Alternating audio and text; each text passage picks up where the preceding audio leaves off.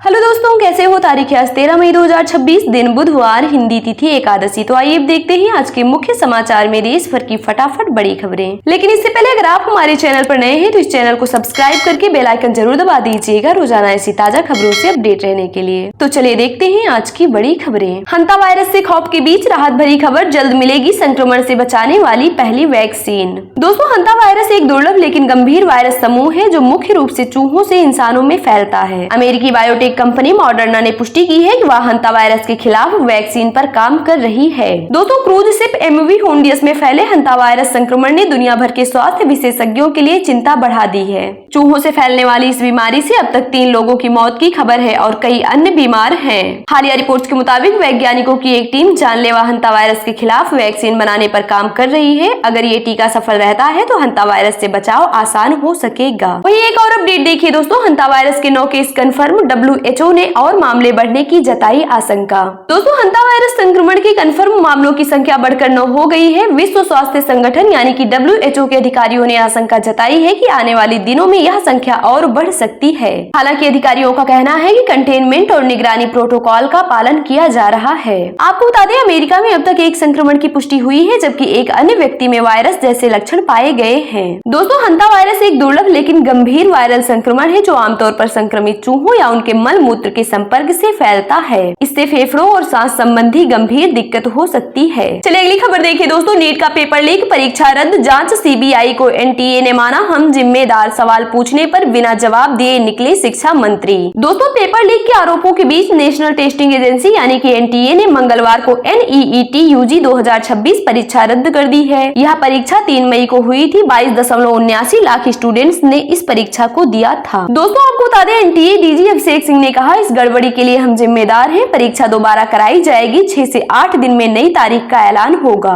उधर केंद्र सरकार ने इस मामले की जांच CBI को सौंप दी है। एजेंसी ने मामले में FIR दर्ज की है। NTA ने बताया कि भारत सरकार की मंजूरी मिलने के बाद परीक्षा को रद्द करने का फैसला लिया गया। वहीं शिक्षा मंत्री धर्मेंद्र प्रधान से दिल्ली में इस मामले में मीडिया ने सवाल पूछा तो वह बिना कुछ बोले निकल गए। दोस्तों, आपको बता दें, नीट मामले में NTA ने 6 फैसले लिए हैं। नीट UG की परीक्षा दोबारा होगी। छात्रों को फिर से अप्लाई नहीं करना होगा। कोई अतिरिक्त परीक्षा शुल्क भी नहीं लिया जाएगा। पहले से जमा फीस वापस की जाएगी। नए एडमिट कार्ड जारी करने का शेड्यूल जल्द जारी किया जाएगा और एग्जाम सेंटर नहीं बदले जाएंगे। चलिए अगली खबर देखिए दोस्तों, शुभेंदु अधिकारी के PA मर्डर केस की जांच CBI करेगी। 7 अफसरों की SIT गठित। बिहार UP से गिरफ्तार 3 आरोपी 13 दिन की पुलिस कस्टडी में। दोस्तों, पश्चिम बंगाल के मुख्यमंत्री शुभेंदु अधिकारी के पर्सनल असिस्टेंट यानी कि PA चंद्रनाथ रथ की हत्या मामले की जांच अब CBI करेगी। CBI ने केस अपने हाथ में लेते ही 7 मेंबर्स की स्पेशल इन्वेस्टिगेशन टीम यानी कि SIT बनाई है। टीम की अगुवाई DIG रैंक के अधिकारी करेंगे। आपको बता दें, इस केस में अब तक बिहार और UP से 3 आरोपी गिरफ्तार किए गए हैं। चलिए अगला अपडेट देखिए दोस्तों, रुपया ऑल टाइम लो पर आया। $1 की कीमत 95.50 रुपए हुई। इससे महंगाई बढ़ने का खतरा। दोस्तों, भारतीय रुपया आज डॉलर के मुकाबले 19 पैसे गिरकर 95.50 के रिकॉर्ड निचले स्तर पर आ गया है। आपको बता दें, अमेरिकी राष्ट्रपति डोनाल्ड ट्रंप के बयान के बाद रुपया में यह गिरावट आई है। दरअसल ट्रंप ने ईरान के साथ संघर्ष विराम को कमजोर बताया है जिससे कच्चे तेल की कीमतों में तेजी आई है। ब्रेंट क्रूड ऑयल के दाम बढ़कर $105 प्रति बैरल के पार पहुंच गए हैं। वहीं अगली खबर देखिए दोस्तों, रिटेल महंगाई अप्रैल में बढ़कर 3.48% पर पहुंची। खाने पीने की चीजें महंगी होने का असर, अमेरिका ईरान जंग से महंगाई और बढ़ सकती है। दोस्तों, अप्रैल की रिटेल महंगाई बढ़कर 3.48% पर पहुंच गई है। इससे पहले मार्च में यह 3.40% थी। आपको बता दें, ये आंकड़े 12 मई को जारी किए गए हैं। महंगाई में यह बढ़ोतरी ऐसे समय में हुई है जब अमेरिका और ईरान के बीच तनाव बढ़ा हुआ है। यह तनाव लंबा चला तो महंगाई आगे और बढ़ सकती है। दोस्तों, महंगाई बढ़ने की सबसे बड़ी वजह खाने पीने की चीजों के दामों का बढ़ना है। चलिए अगली खबर देखिए दोस्तों, उदयनिधि स्टालिन बोले सनातन धर्म को खत्म किया जाना चाहिए। यह लोगों को बांटता है। पहले डेंगू मलेरिया बताया था, इस पर सुप्रीम कोर्ट ने फटकारा था। दोस्तों, तमिलनाडु के पूर्व डिप्टी CM उदयनिधि स्टालिन ने मंगलवार को विधानसभा में कहा कि सनातन धर्म को खत्म किया जाना चाहिए। यह लोगों को बांटता है। उन्होंने पहले 2023 में भी सनातन को डेंगू मलेरिया बताया था। इसके बाद सुप्रीम कोर्ट ने मार्च 2025 में उन्हें फटकार लगाई थी।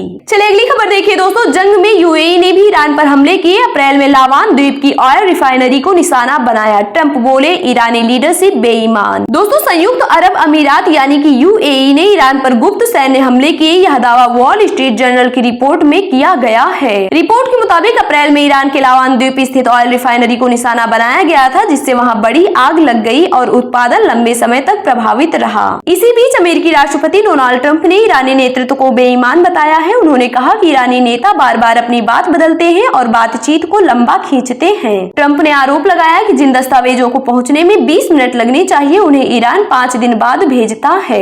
आपको बता दें, अमेरिका और ईरान के बीच शांति वार्ता कई बड़े विवादित मुद्दों में उलझी हुई है। होर्मुज स्ट्रेट, ईरानी जहाजों की अमेरिकी नाकेबंदी, परमाणु कार्यक्रम, प्रतिबंधों में राहत और बैलिस्टिक मिसाइल जैसे मुद्दों पर दोनों देशों के बीच मतभेद बने हुए हैं। वही खबर देखिए दोस्तों, पाकिस्तान ने ईरान के एयरक्राफ्ट छिपाने में मदद की। अमेरिका से बचाने के लिए एयरबेस पर रखा, पाक बोला बातचीत के लिए आए थे। दोस्तों, पाकिस्तान ने अमेरिका ईरान संघर्ष के दौरान ईरानी सैन्य विमानों को अपने एयरबेस पर जगह दी। यह दावा CBS न्यूज ने अपनी रिपोर्ट में किया है। रिपोर्ट में अमेरिकी अधिकारियों के हवाले से बताया गया कि अप्रैल में सीज फायर के ऐलान के कुछ दिन बाद ईरान ने कई विमान पाकिस्तान एयरफोर्स के नूर खान एयरबेस भेजे। दूसरी तरफ पाकिस्तान ने भी माना है कि ये विमान उसके एयरबेस पर पहुंचे थे। विदेश मंत्रालय ने बयान जारी कर कहा, पाकिस्तान में मौजूद ईरानी विमान युद्ध विराम के दौरान आए थे और उनका किसी सैन्य अभियान से कोई संबंध नहीं है। वही रिपोर्ट में दावा किया गया है कि ईरान ने कुछ नागरिक विमान अफगानिस्तान भी भेजे, लेकिन तालिबान के मुख्य प्रवक्ता जबीहुल्लाह मुजाहिद ने अफगानिस्तान में ईरानी विमानों की मौजूदगी से इनकार कर दिया। चलिए अगली खबर देखिए दोस्तों, रोजगार की तस्वीर बदली, आर्थिक फैसलों में महिलाओं की भागीदारी बढ़ी। महिला मुखिया वाले घरों में कम हुई दिहाड़ी, पक्की नौकरियां बढ़ी।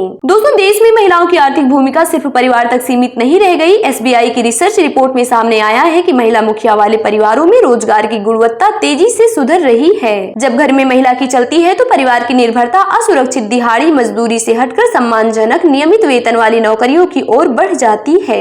ऐसी महिलाओं में नियमित रोजगार की संभावना 4.4% बढ़ी है, जबकि दिहाड़ी मजदूरी पर निर्भरता 4.2% घटी है। यह संकेत है कि महिलाएं संरक्षित रोजगार की ओर बढ़ रही हैं। आपको बता दें, रिपोर्ट में सबसे दिलचस्प बदलाव परिवहन क्षेत्र में दिखा। यहाँ नियमित वेतन वाली नौकरियों में महिलाओं की हिस्सेदारी पुरुषों से ज्यादा पाई गई। लंबे समय तक पुरुष प्रधान माने जाने वाले इस क्षेत्र में महिलाओं की बढ़ती मौजूदगी नए रोजगार रुझान का संकेत मानी जा रही है। दूसरी ओर खनन और औद्योगिक क्षेत्रों में महिलाओं की नियमित नौकरी हिस्सेदारी अब भी काफी कम बनी हुई है। चलिए अगली खबर देखिए दोस्तों, हिमंता दूसरी बार असम के CM, 2 BJP और 2 सहयोगी दलों से मंत्री बने। सभी ने असमिया में शपथ ली, मोदी शाह मौजूद रहे। दोस्तों, हिमंता बिस्वा शर्मा लगातार दूसरी बार असम के मुख्यमंत्री बने हैं। असम के गवर्नर लक्ष्मण आचार्य ने गुवाहाटी के खानापारा वेटरनरी कॉलेज ग्राउंड में उन्हें पद और गोपनीयता की शपथ दिलाई। हिमंता के अलावा 4 विधायकों भाजपा के रामेश्वर तेली, अजंता नेओम, AGP के अतुल बोरा, BPF के चरण बोरो ने मंत्री पद की शपथ ली है।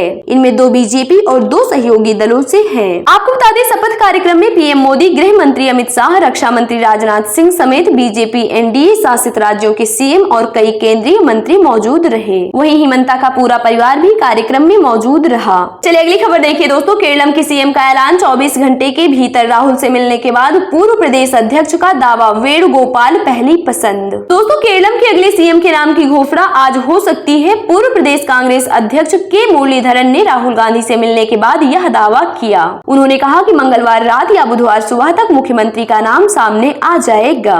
4 मई को 5 राज्यों के चुनाव के रिजल्ट आने के बाद बंगाल, असम और तमिलनाडु में नए CM की शपथ हो चुकी है। पुडुचेरी में CM रंगासामी बुधवार को शपथ लेंगे। वहीं केरलम को अपने नए CM का इंतजार है। सूत्रों के मुताबिक राहुल गांधी की केरलम CM के लिए पहली पसंद KC वेणुगोपाल है। राहुल ने दिल्ली में वेणुगोपाल से अकेले में मुलाकात भी की थी। तो चलिए दोस्तों, आज के सोने चांदी के दाम देख लेते हैं। प्रधानमंत्री नरेंद्र मोदी की लोगों से सोना न खरीदने की अपील के बावजूद आज सोने चांदी में तेजी है। India Boolean and jewellers association IBJ के अनुसार 1 किलो चांदी 11,620 रूपए बढ़कर 2,67,820 रूपए पर पहुँच गई है। इससे पहले इसकी कीमत 2,56,200 रूपए प्रति किलो थी। वहीं 10 ग्राम 24 कैरेट सोना 1,592 रूपए चढ़कर 1,51,954 रूपए पर पहुँच गया है। इससे पहले इसकी कीमत 1,50,362 रूपए प्रति 10 ग्राम थी। अलग अलग कैरेट के हिसाब से आप सोने की कीमत स्क्रीन पर देख सकते हैं। वही अगला अपडेट देखिए दोस्तों, सेंसेक्स 1,456 अंक गिरकर 74,559 के स्तर पर बंद। 4 दिन में 3,500 अंक टूटा। रियल्टी और IT कंपनियों के शेयर सबसे ज्यादा गिरे।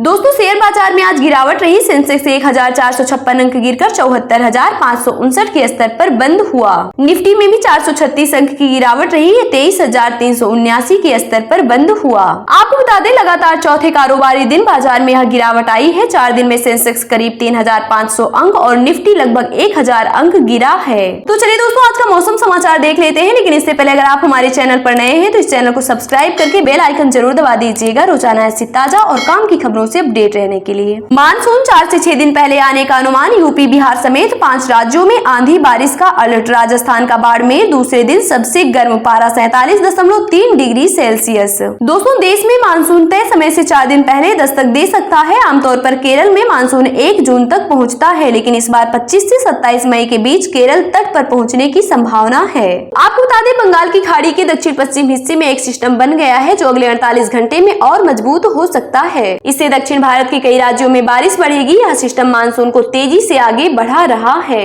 यूपी बिहार समेत 5 राज्यों में आज आंधी बारिश का अलर्ट है। बिहार और उत्तराखंड के सभी जिलों में बारिश हो सकती है। वहीं उत्तर प्रदेश के 48 जिलों में बारिश की संभावना है। हिमाचल प्रदेश के कुल्लू में आंधी तूफान और बारिश से 5 घरों और 7 गौशालाओं की छतें उड़ गयी।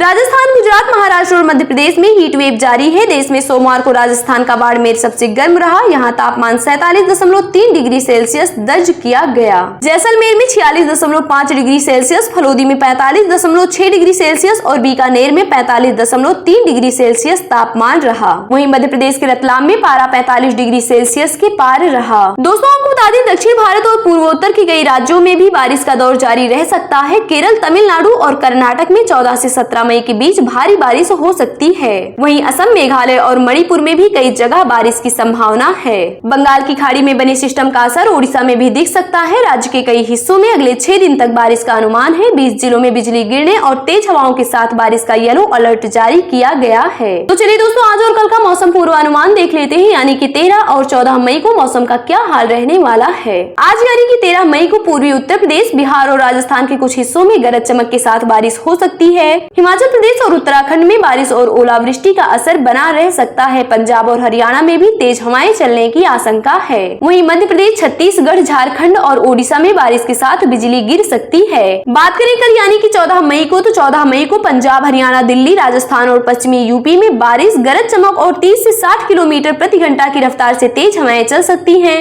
जम्मू कश्मीर, हिमाचल और उत्तराखंड में बारिश के साथ ओले गिर सकते हैं। पहाड़ी इलाकों में तेज हवाएं भी चल सकती हैं। वहीं बिहार, झारखंड, पश्चिम बंगाल, छत्तीसगढ़ और पूर्वोत्तर राज्यों में बारिश के साथ बिजली गिरने का अलर्ट है। चलिए अगली खबर देखिए दोस्तों। सब इंस्पेक्टर भर्ती 2021 परीक्षा की तारीख घोषित। 20 सितंबर को होगा एग्जाम। 3,83,000 अभ्यर्थी होंगे शामिल। दोस्तों राजस्थान लोक सेवा आयोग यानी कि RPSC ने सब इंस्पेक्टर भर्ती परीक्षा 2021 की नई डेट जारी कर दी है। तो फिर से SI भर्ती परीक्षा अब 20 सितंबर को फिर से SI भर्ती परीक्षा आयोजित की जाएगी। यह भर्ती 859 पदों के लिए होगी। आपको बता दें पेपर लीक होने के कारण राजस्थान लोक सेवा आयोग यानी कि RPSC ने राज्य सरकार की सिफारिश के बाद उप निरीक्षक प्लाटून कमांडर भर्ती परीक्षा 2021 को रद्द कर दिया था। वहीं अभ्यर्थियों को उनके पूर्व में भरे गए आवेदन पत्रों में सुधार और अपडेट करने का अवसर दिया जाएगा। संशोधन की प्रक्रिया 16 से 30 मई 2026 तक चलेगी। इस दौरान अभ्यर्थी मोबाइल नंबर, ईमेल एड्रेस और पत्राचार का पता जैसी जानकारी अपडेट कर सकेंगे। तो दोस्तों ये थी आज की फटाफट बड़ी खबरें। तो यार वीडियो को लाइक और शेयर कर देना और की न्यूज चैनल को सब्सक्राइब करके बेल आइकन जरूर दबा देना रोजाना ऐसी ताजा और काम की खबरों को देखते रहने के लिए। तो अपना ख्याल रखिएगा, मिलेंगे नेक्स्ट अपडेट में। तब तक के लिए जय हिंद, वंदे मातरम।